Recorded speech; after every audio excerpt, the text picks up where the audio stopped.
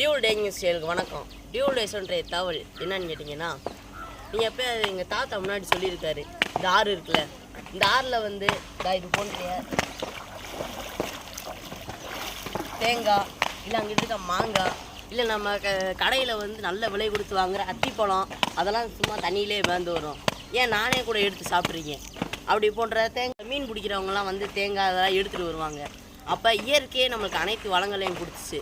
ஆனால் இப்போ முன்னாடி கடவுளை போதனை பண்ணதுனால இப்போ இந்த தேங்காய் தண்ணியே வர்றது ரொம்ப கம்மியாயிடுச்சு. இதெல்லாம் என்ன காரணம் அப்படின்னு கேட்டிங்கன்னா, நம்ம இறைவனுடைய போதனைகளை முழுமையாக நம்பாதனால தான்.